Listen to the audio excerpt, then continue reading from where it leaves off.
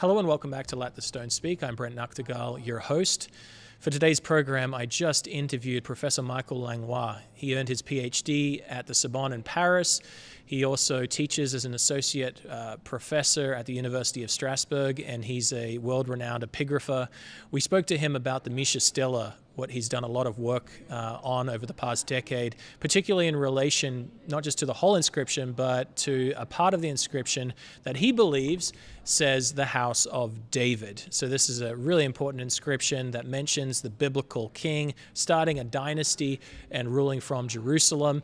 And so for today's program, we're going to cut away to him. I'm here in Edmond, Oklahoma, where we have this exhibit, The Kingdom of David and Solomon Discovered. He's in Paris, and we are talking about the Misha Stela.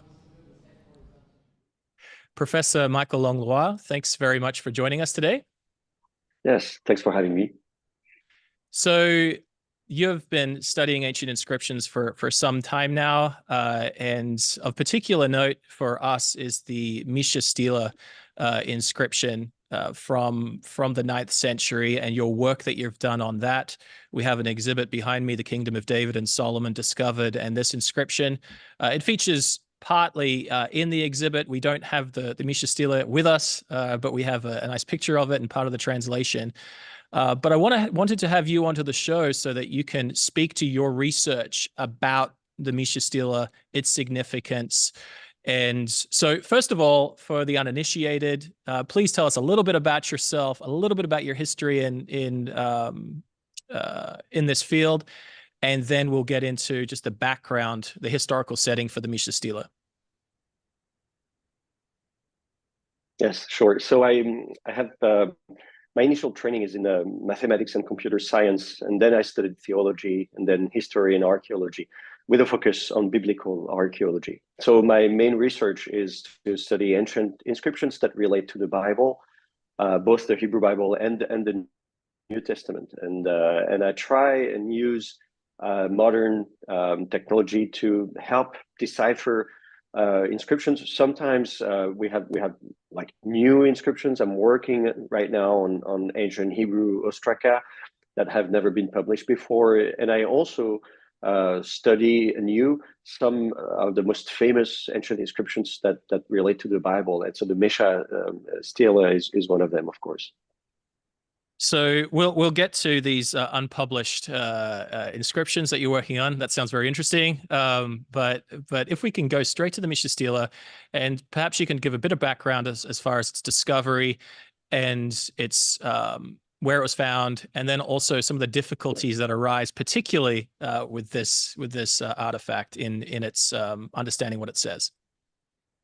Yes, the story is amazing. So it was discovered in the late 19th century in Jordan, modern day Jordan, in Diban, and the words, the word I think we don't really know who first heard about it. There's a pastor from Alsace, from the eastern part of France, which was actually part of Germany at the time. Who apparently was visiting the Holy Land and heard about this inscription, and then he told about it to a number of scholars in Jerusalem, especially a French scholar named Clermont-Ganneau, who was quite young at the time, and quickly realized the significance of this inscription. But it was difficult to locate the inscription. It was with Bedouin tribes in Jordan, and very quickly the Germans, the British, everybody heard about it. They wanted to have a piece of it. At some point, the inscription was even broken into pieces, but there was already a transcription that had been made. So even if even though some pieces are still missing today, scholars were able to reconstruct the stele, and it's very significant because it's the earliest attestation of the name of God, the Tetragrammaton. And it's also one of the earliest attestations of the name of Israel, the fact that there's a kingdom of Israel. And even now, this is my own contribution. I think that there's also a mention of the House of David, the dynasty of King David, which is also a very significant discovery. So in terms of the location, this is modern day Jordan, the ancient area of Moab in the biblical period. And as far as the dating of the inscription, when is it dated to? What period? So the inscription itself uh, is thanks to the inscription itself. The name of the king, King Mesha, is actually mentioned in the Bible in the Second Kings chapter 3. So we know the time period, and we know it's from the 9th century BCE. And it's actually very interesting because very often biblical characters are not mentioned anywhere outside the Bible. So some people would even doubt their existence. They would say, well, as far as I'm concerned, King Mesha of Moab never existed because he's not mentioned outside. And of course, it's always difficult because there's so little that we know. I mean, you can imagine the size of the Holy Land, and we haven't excavated only like a tiny percentage. So it was a very important discovery because it was the stone itself was made by King Mesha of Moab. So we know it's from the late 9th century BCE.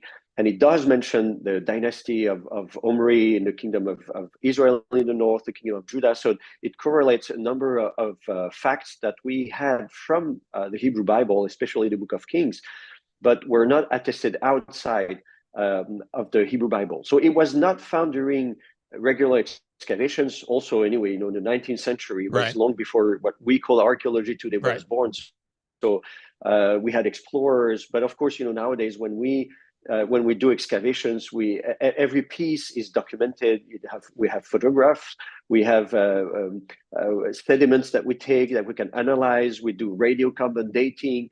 All of this did not exist at the time anyway. So the main way to determine the date of the inscription is the text itself that tells us about King Mesha.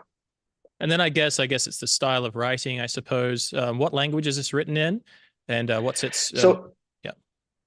Yeah, so the language, well, we call it Moabite because it's from Moab, right? The kingdom of Moab is mentioned in the Bible, and it's located east of the Dead Sea. So if you have the Dead Sea, what we call Transjordan, the Transjordan area on the other side of the Jordan River and of the Dead Sea, you have cliffs and you have mountains, and it's where the kingdom of Moab was located. Now, the language itself is very close to Hebrew. Actually, there's no real reason from a linguistic standpoint to call it a different language. I mean, people could understand each other. They may have a different accent, and maybe some of the words are a bit different. But this happens in any language, like even modern day English. You would say that people, if they are in the UK or in the USA, the language will be a bit different. The dialect, we would say, is a bit different. Some of the words are not the same, but the language itself is more or less the same, and it's the same thing. So the stone is the inscription is in Moabite, but if you studied ancient Hebrew, you can read it very easily. Now, the shape of the letters is a bit unusual. Actually, it was unlike anything that we had seen before. I mean, it's the same alphabet, 22 letters that we have in Phoenician, in Hebrew, in Aramaic. So the alphabet is the same, but the shape of some of the letter, like the length of some of the strokes, the inclination is a bit unique in that regard. Some of the letters of the alphabet are really interesting, actually. So, in terms of comparison, if this is the 9th century, the other famous inscription from the 9th century discovered in Tel Dan in the north of Israel, and this was written in Aramaic. But you're saying the style between those two, even though they're very similar, probably written within the span of decades, I guess, of each other, they're different, those two? Yes. Yes, they're different. So it's the same alphabet, the same 22 letters. So the overall shape, I mean, you would recognize, of course, if you've studied ancient Hebrew and Aramaic, of course, you would recognize the letter. It's a beit, it's a resh, that's okay. But, there are some specific features, especially the Vav and the Samer. I mean, some of the letters are a bit different, and the language, of course, is different because the Tel Dan inscription is in Aramaic, and Aramaic is a different language than Hebrew or Moabite. Right. Okay. So again, this inscription's amazing. Just as in terms of all the details from the biblical period that it really does mention. You mentioned the name of God, Omri. And then it also mentions the tribe of Gad, which is just really fascinating in itself, since they were somewhere over in this territory as well. Let's get to the meat of the controversy over this inscription, the infamous line 31 of it. And perhaps you can tell us about the debate before you got involved into what it says, the difficulty in reading this line specifically as well. Yes, so the difficulty lies in the fact that the stone was broken. So there are a number of pieces that are missing, and they're still missing today. But before the stone was broken, there was a squeeze that was made on the stone itself. So we have the squeeze. The squeeze is in Paris. And that's the basis that was used actually to reconstruct the stone. If you look at the stone today, which is in Paris in the Louvre, in the museum there, you will see ancient pieces and also modern reconstruction. So line 31. What do you mean by squeeze? If I can interrupt you, what do you mean by squeeze? Yes, so the squeeze, well, you take some kind of a plaster, a thin sheet that looks a bit like plaster, like fresh, and basically you apply it on the stone. You wait until it dries, and when it dries, you can take it off, and you have an imprint basically of the inscription. So that's the idea of a squeeze, and that's a technique that's been used for quite some time, for centuries actually. Of course, nowadays we would use modern tools like RTI or 3D scan, and but back then, that's what people would do, and it's quite easy to do actually. So so that's what we call a squeeze. So the squeeze itself is basically an imprint of the inscription itself. So we have the squeeze, but the squeeze again is not perfect because the young boy who had to do the squeeze had to leave before the squeeze was dry. So there are some with the squeeze, we're not really sure, and that's the case of line 31. So already in the late 19th century, when there were a number of transfer proposed for the inscription, especially by Clermont-Ganneau in France, but by Ginsberg in London, and also some other people in Berlin. So there were a number of scholars who proposed to a reading of the inscription, and at line 31, no one agreed on what letters should be read at the end of the line. They disagreed on, but if you take each letter individually, there's always like one of them said, oh, this could be a Dalet, this could be some other letter. And no one suggested that if you put them all together, you could read Bet David, which means the house of David, the royal house of King David. So no one, but actually the letters were there among the suggestions. It said, oh, this could be this or that, this or that. So you have a number of possible combinations, but no one thought that one of the possible combinations was to read the House of David. And this was suggested first by another French scholar, André Lemaire, in the 1990s, just before the discovery of the Tel Dan inscription, actually. He submitted a paper proposing to read the House of David. And of course, shortly afterwards, the Tel Dan stone was found, and there the reading is clear, but David is clear on the Tel Dan inscription. So this confirmed that this was a possible reading, but somehow a number of people refused to accept this reading. It was, of course, not sure because again the stone is in bad condition at that point. So I thought, when we celebrated the 150th anniversary of the discovery of the Mesha inscription, I decided to use modern techniques, especially RTI, to see if I could get a better reading of this line and other lines. Actually, I wrote a paper with a number of elements on the stone, whose reading was unsure, and among the different things that I tested, I looked at this line, and I concluded that the two possible readings that made sense in the context and with the shape of the lines are either Bet David, which means the house of David, or Ben David, which is son of David. In any case, it was a way to designate the king that was ruling at the time, either calling him like a son of David, a descendant of King David, or someone from the house of David, which means the dynasty of David.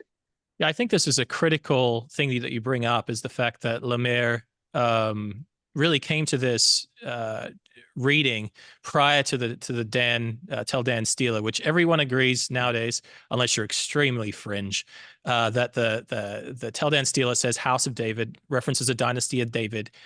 And then he came forward with this reading of exactly the same letters that he said were on the Misha Stela.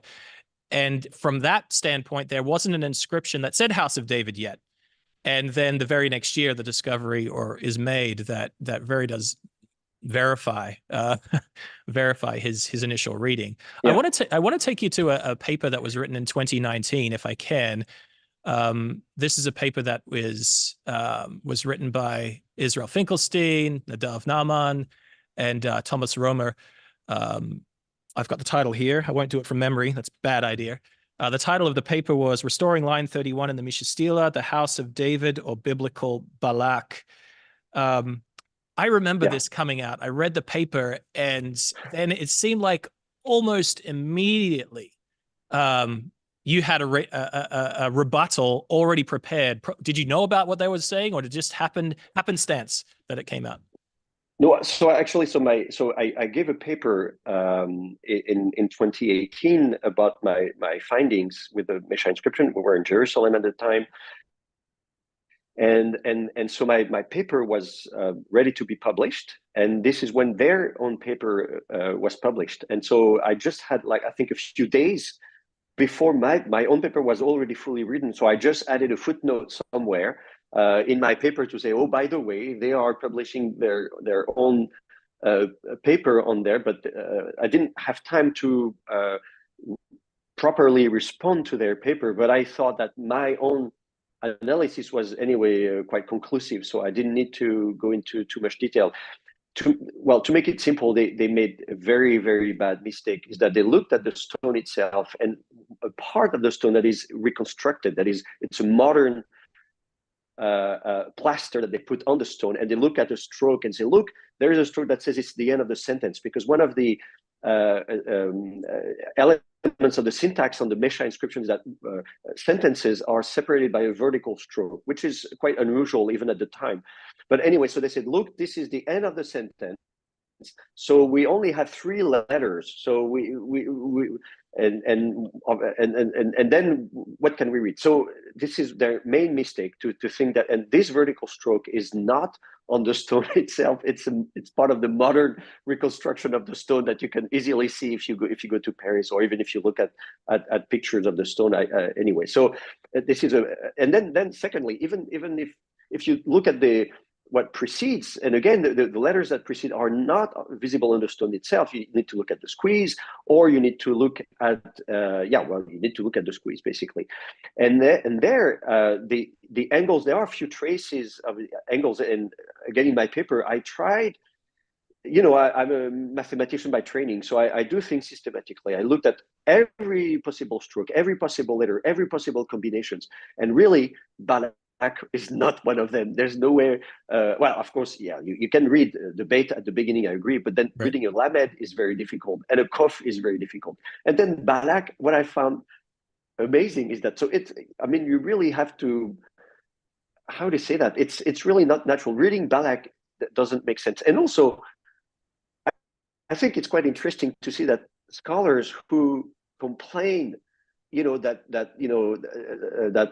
we want to read biblical names everywhere outside of the Bible, they are doing the same thing, because basically Balak is not mentioned anywhere outside the Bible. So it's almost as if they would rather read any name except David. It can be whatever you want. It can be Balak if you want. Even a king that for all we know is only mentioned in the Bible, and following their own line of argument, I could say, well, as far as I'm concerned, Balak never even existed. He's a purely fictional character because he's only mentioned in the Bible. I'm not saying that's what I'm saying, but this is usually the typical argument by minimalists who would disregard any biblical evidence because they're not mentioned outside the Bible. But anyway, so they would rather read a name Balak of a character that is only mentioned in the Bible and only once, rather than what the shape of the letters leads us to conclude, And again, when I read, the letters, I didn't even try to read only David. But the thing is that when you have Dalet, Vav, Dalet at the end, I looked for any possible other reading. And in my paper, it appears. I'm like, the beta at the beginning could be a preposition, but then you have a name with 4 letters. Right. Could it be a foreign word? I mean, I really tried very hard. I did my best to come up with something else than David. I wasn't trying to push for reading David there, but that's the only possible reading. So I was really sad about their paper, and actually I spoke shortly after the publication of their paper. They hadn't consulted me before they published their own paper, and it's bad because I had the RTI photographs. I could have given them. We could have shared our research, and I spoke to one of the people from their team, a student who had been working with them, and I told him, and he himself felt bad. He said, "No, I know you're right," but they wouldn't listen. It's really, it's sad. Yeah, it doesn't What help can I say? also. It doesn't help also that every one of these authors, prior to this publishing of this paper for the previous 25 years, had been on this kind of crusade, if we can call it, against David. I'm reminded of Yossi Garfinkel's excavations at Caiafa, where he came out as a 10th century site. Okay, everyone agrees then it's a 10th century site, the time of King David. But then everyone piled on with different ethnicities, and it went down Philistines, and then it's Canaanite, and then it's some other ethnicity we've never even heard of. It's like anything but Judah. And then somebody said, okay, it's not King David, it's actually King Saul. So again, it points to this idea that we can back up the Bible with our ideas, but anything but David or the Davidic dynasty.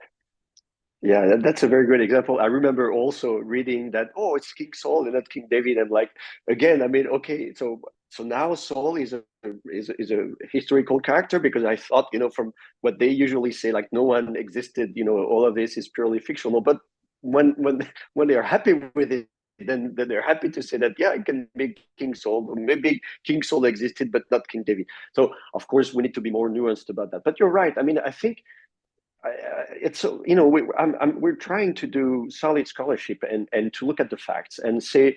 And again, they even when the Tel Dan inscription was published, and we have Beit David, what does the house? What does it mean, house of David? And they had plenty of other explanations. Again, we have this. It's a common phrase, and we have the house of this, the house of that. If it had been any when you read the house of someone, it's the name of designates the dynasty of this king. And we have this in Akkadian inscriptions, in other inscriptions from the same time period with other kings from other kingdoms. And so if it's a kingdom of Damascus or any other place, it's okay. So again, I can tell that everybody, there are tensions just because we're talking about Jerusalem, we're talking about David. If it were any other place, any other name of any other king, it would be okay. It would be fine. But that's when I see that people are not objective. They approach this with we need to be as much as objective as we can be, and I say, there wouldn't be such a controversy if it were. So for me, it's very. It's indicative of the fact that people really, they don't want it to be David, right? They want to find an excuse for it not to be David, when I'm just doing science, and like, okay, that's what the facts tell me. So again, you don't have to believe everything the Bible says about David. Everybody, faith is something different, right? So I'm not trying to convince people to become believers or anything, but for me, it's just okay. There's a fact that there was a kingdom called Judah, and then a capital city named Jerusalem, and there was a dynasty, and King David was remembered as the founder of this dynasty. You don't have to believe the story of David and Goliath. It's just, but please don't remove David completely out of the picture just because you don't want him to be there. If he's here, and that's it. Right. Yeah, and that's honestly what you're saying is what we've done with this exhibit. We have evidence based on, I guess, 5 or 6 scholars that most of them, well, all of them bar one, have come to their discovery of David or Solomon after the archaeological discoveries were made, independent of the Bible. And then it's like, well, I've got 10th century and the Bible describes this here happening in this area. So why not put them together? But it wasn't like a prior thing that they had in their mind in any way. If I could, let's go just talk about your addition of something you saw in your imaging that was never seen before from your imaging. You were able to locate a dot. And why is that Yes, important? and yes, it's only a dot, so you could say it's a small contribution, but again, syntax is important, and we talked earlier about those vertical strokes that separate sentences, but dots separate words, and so I found this dot, which is again very helpful to see how many letters you have in that word. So we have then that's why I was able to see, you have dalet, vav, dalet, and then the dot tells you it's the end of the word. It's important because without a dot, you can split words differently. Like, for instance, what they suggested in their Barak paper, if I remember correctly, is that vav at the end, which I read vav dalet at the end of David, they say it's actually the beginning of another sentence, and vav is a conjunction which means end this happened, end this, and of course, if you separate words at that point, right, then of course it's not David, it's a name that ends in the letter D, and then you start another word and something, and then David is gone. So being able to separate words and sentences is key, and the fact that I located this dot as the end, so then it wouldn't make sense to start a sentence or word with vav and then only one letter D, and D, and that's the end of the It word. doesn't So exist. again, thanks to it doesn't work. It's impossible from a linguistic perspective. So the fact that there is this dot is a key to the solution, because it tells us that this is not the beginning of a word or even the beginning of a sentence. It's actually the end of a word. And again, if you don't have that many words that end with vav dalet, and if you have a dalet before, then the only possible reading is David. And so this dot, even though it's not it's only, sometimes the minor details, are important. Sometimes, in the Bible, it tells you about, if you add or remove a single, letter, it makes a difference. In that case, I would say it's a bit the same as what you read in the Bible. Like, if you have this dot, even the tiniest dot makes a big difference, and it was key in the present case. And this is again very like the same as the Tel Dan Stela. There's a dot before Bet, and then there's a dot after the final Dalet of David. And so you have Yes. this, what you discovered was that's basically the same thing that exists on the Mishnah Stela. So in terms of your contribution to the research of just this, the House of David, on this inscription, I know there's always going to be naysayers, but where do you feel like the middle of your epigrapher friends are on this inscription? Do they agree with you? Are they reticent to give their opinion regarding this, or are we reaching a point of consensus that, as best as we can, on the Misha Stela saying House of David? Well, I would say that first, there aren't that many scholars who are able to discuss those topics, because it's quite technical. So there aren't that many people who work on ancient Hebrew and Aramaic epigraphy. So there aren't that many people that I can talk to. Right. But yes, I mean, most of them were convinced. I mean, I showed the pictures. Some of them, they wanted me to show them, the RTI imaging. We have a software with RTI. So even, I offer them even to go with them to the museum to look at the actual stone itself. Even though, again, the squeeze is also a key piece in my investigation. No, I would say they're on, again.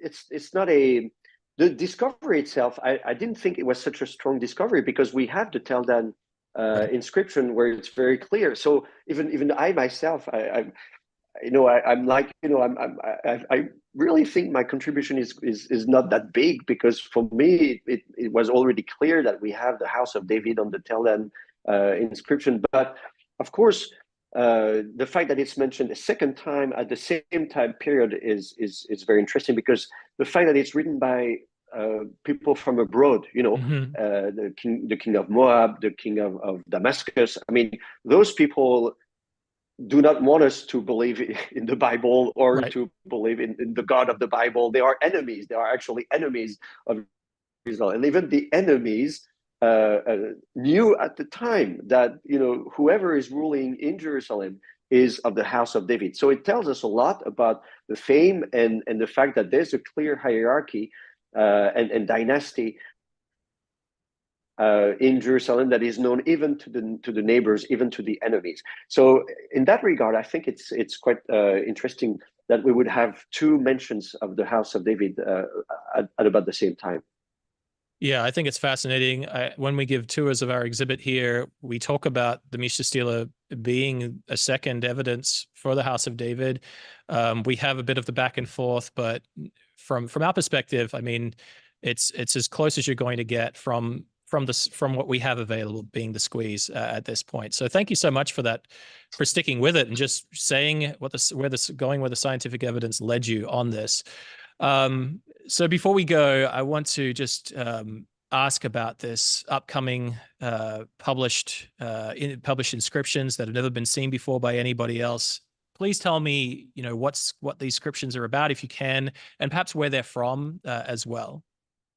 So these Hebrew inscriptions, we have a collection of about 450 Hebrew inscriptions are in a private collection. They were unfortunately not found during official excavations, and it's always a shame because we lack so much information about the stratigraphy, the context. But we're happy that those inscriptions did not end up somewhere in bad hands, and that we are able to decipher them and to publish them. They are ostraka, which means that they are pottery shards, ancient pottery that were going to be thrown away, and reused pottery shards were reused. It's a bit like recycling, and writing on them, and they are used for daily life. So we have lists of things to buy, or have sheets. We have small memos, small messages sent, especially in a military context. Someone giving orders to other people, or people reporting back to their superiors. So we have a glimpse of what was going on in the late kingdom of Judah. They date around 600 BCE, which means and they are really interesting because they're not related to religion itself, but they tell us more about the reality of what was going on at the time, whether it is administration, tax, army, everything. And religion is of course present everywhere because people believed in God at the time, and so they would when they greet each other, they say, I bless you by God, and I wish you peace, and may God give you peace. So it's very interesting to see that how people talk about religion, even when they talk about daily matters. Also, we have words in ancient Hebrew. So the language that they use is what we would call biblical Hebrew, except it's not from the Bible. So it means that biblical Hebrew was a real language, a living language at the time, and it helps us study this language as a living language, and then look back at some of the passages from the Bible to better understand some of the verses from the Bible. There are some words there that we knew from the Bible, but we were not really sure of their meaning in the Hebrew Bible. And now, thanks to these new inscriptions, we have a better understanding of some of those verses in the Hebrew Bible, some of the traditions in the Hebrew Bible also. Sometimes biblical writers or prophets refer to some customs, and now we have nice parallels with the book of Kings, the book of Jeremiah as well. And we can see that people sometimes they swear, and there's an inscription, someone who is late on delivering some goods or something says, I swear I will do it, and he swears by God, by two gods actually, by Yahweh and by Bel, and Bel is a god from Babylon. And so it's a bit of a shock. It's like, what, did they believe in two gods? And then when you read, what, for instance, Prophet Jeremiah writes at the time, of course, he condemns people for idolatry, so when the Bible says you shouldn't do that, it's because people were actually doing it, and that's why there had to be prophets to condemn. So basically, we see the other side, of what we read in the Bible, which confirms a number of passages from the Bible. So I'm really excited to work on this collection of ancient Hebrew inscriptions. We've been working on it for years with André Lemaire, and hopefully the book will be out. We're almost done with the book, so maybe it will appear this year or next year at the latest. But it will be, I think, the most important discovery in ancient Hebrew for a long time. So we're really happy and privileged to work on these inscriptions. Well, that sounds really exciting. I'm looking forward to getting into that. It's probably going to produce uh, f- um, a lot of extra discussions between us two in the future, and I definitely look forward to that. So thank you very much, Professor Michael Langlois, for your time today, and more importantly, for your contribution to the studies of the Bible and the ancient Near East as well, where the Bible took place. Thank you. Thank you. Thank you so much.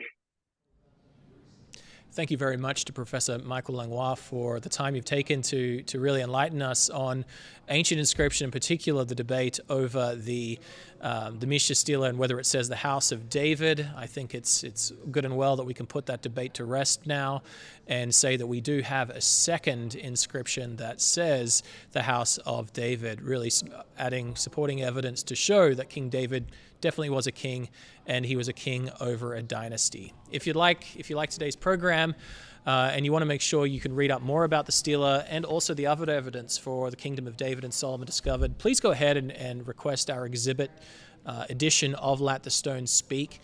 This is about 130 plus pages, and it goes through the evidences that testify to the biblical account from David and Solomon's time, as much as archaeology can do in this study.